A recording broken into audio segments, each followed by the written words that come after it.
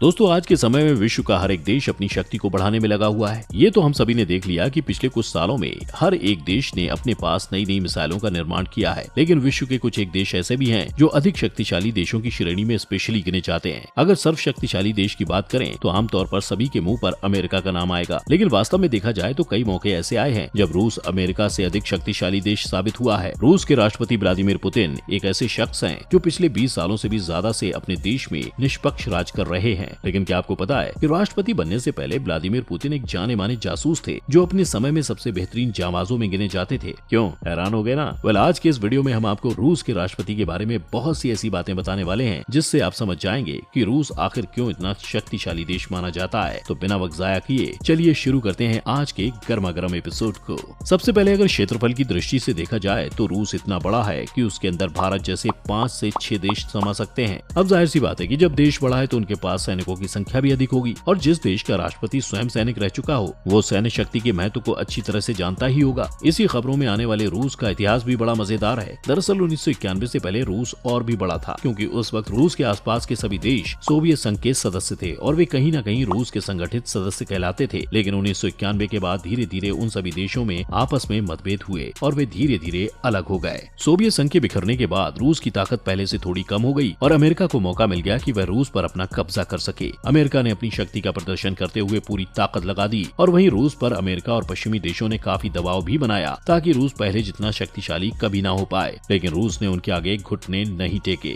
इतिहास की एक घटना रूस की शक्ति को बताने के लिए पर्याप्त है। जब भारत पाकिस्तान का युद्ध हो रहा था और अमेरिका ने हस्तक्षेप करते हुए अपनी नेवी भारत से लड़ने के लिए भेजी थी, तब ऐसा देखकर रूस ने अपनी नेवी अमेरिका के आगे खड़ी कर दी और रूसी नौसेना को देखकर अमेरिका की नेवी बीच रास्ते से ही वापस लौट गई। अमेरिका और रूस के बीच वैसे तो कभी भी प्रत्यक्ष रूप से आमने सामने कोई लड़ाई नहीं हुई, लेकिन इन दोनों के मध्य कई दशकों से शीत युद्ध चल रहा है, जिसमें दोनों देश अपने अपने हथियारों का शक्ति प्रदर्शन करके मानसिक दबाव बनाने की कोशिश करते हैं। और कुछ सालों पहले एक ऐसे ही शीत युद्ध में अमेरिका को रूस के मुकाबले अधिक शक्तिशाली मान लिया गया था। लेकिन आज के समय में रूस के राष्ट्रपति ने अपनी सेना के लिए इतने शक्तिशाली और आधुनिक हथियार बना लिए हैं कि अमेरिका भी रूस की शक्ति को कम नहीं आंकता। ऐसे हथियारों में सबसे पहला नाम आता है सुखोई T-50 का, जो रूस का ऐसा लड़ाकू विमान है जिसके आगे कोई भी नहीं टिक सकता। अब क्योंकि रूस भारत का मित्र देश है, इसीलिए 2010 में जब सुखोई का सफल परीक्षण हुआ तो उसके बाद भारत और रूस ने एक साझेदारी के तहत इसे बनाने का तय किया और ये विमान दोनों देश के लिए अभी भी बन रहे हैं और आगे भी बनते रहेंगे। हाल ही में रूस ने एक ऐसे टैंक को लॉन्च किया है जो पूरी तरह से आधुनिक है और आगे जाकर इसे रोबोटिक वाहन में भी बदला जा सकता है। कुछ इसी तरह रूस ने गजब के लड़ाकू विमान Mi-28N को बनाने के साथ साथ प्योत्र विल्की नाम के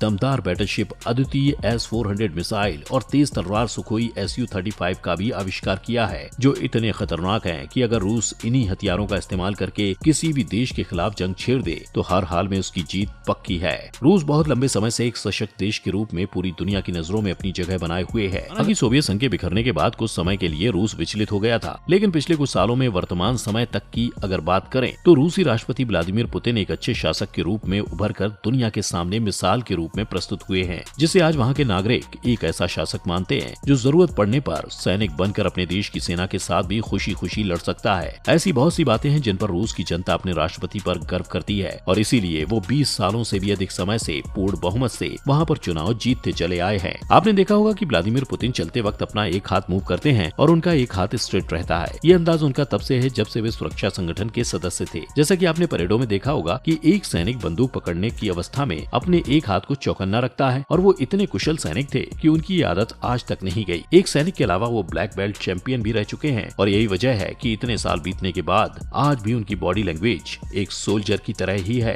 हालांकि आजकल न्यूज चैनल्स को देखकर हम इस समय देश और दुनिया की स्थिति से भली भांति परिचित हैं, और अगर आप भी उन लोगों में से एक हैं जिन्हें ये नहीं पता कि आखिर ये दोनों देश एक दूसरे के पीछे क्यों पड़े हैं, तो चलिए हम आपको इसके बारे में एक एक बात पूरी डिटेल में बताते हैं। दरअसल साल 1949 में कई देशों ने सोवियत संघ के खिलाफ संरक्षण में नेटो नाम का एक संगठन बनाया था और इस संगठन का सबसे अहम मुद्दा ये था कि अगर संगठन में उपस्थित किसी भी देश पर हमला हुआ तो ये नेटो के सभी देशों की जिम्मेदारी बनेगी कि वो सहयोगी देश का युद्ध में साथ दें। शुरुआती दौर में इस संस्था का उद्घाटन इस मकसद से हुआ था कि पूरा विश्व सोवियत संघ की दादागिरी से एकजुट होकर लड़ पाए। लेकिन विभाजित होने के बाद रूस के चारों ओर कई छोटे छोटे देश बन गए। अब माजरा क्या है कि रूस के आसपास वाले कई ऐसे पड़ोसी देश हैं जिनको नेटो की मेंबरशिप मिल चुकी है, लेकिन उनका और रूस का इतना झगड़ा नहीं होता रहता है। पर वहीं अगर बात यूक्रेन और रूस की है तो दोनों देशों में कुछ भारत और पाकिस्तान जैसा मामला बना रहता है, जहाँ युद्ध आज तक कभी नहीं हुआ, पर आए दिन कुछ न कुछ होता ही रहता है, जिससे दोनों देशों के बीच में 36 का आंकड़ा बना रखा था। अपने आसपास दो पड़ोसी देशों के पास नेटो की मेंबरशिप होने से तो रूस को पहले से ही खतरा था, क्योंकि पहली बात तो इस संस्था का मेन पर्पस ये था कि विश्व रूस के मुकाबले लड़ पाए, और ऊपर से अगर यूक्रेन को भी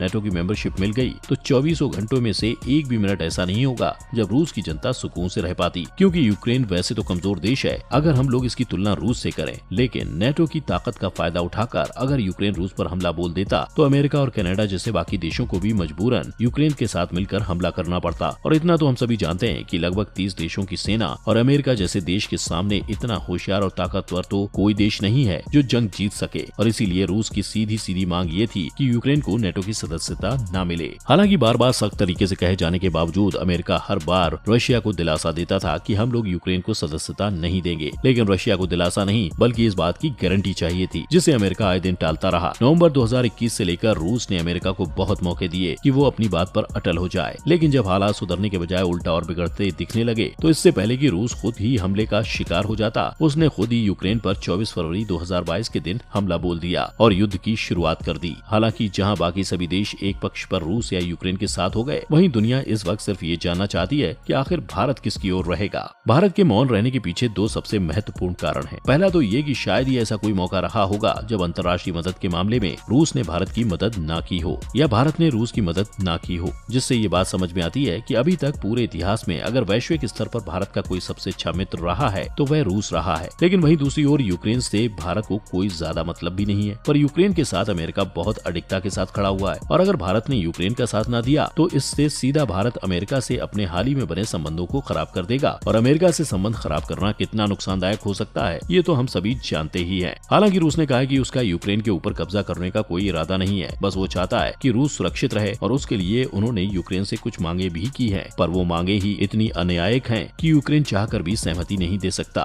और इसीलिए ये मामला और आगे बढ़ता चला जा रहा है। अब इस युद्ध में आगे जाकर क्या होगा, या क्या ये युद्ध विश्व युद्ध में परिवर्तित हो सकता है या नहीं, इस बारे में तो कोई नहीं जानता, पर आपकी नजरों में यूक्रेन और रूस में से कौन सही है हमें नीचे कमेंट करके जरूर बताइएगा। बाकी आज के लिए बस इतना ही, मिलते हैं एक नए वीडियो में, तब तक के लिए goodbye and take care.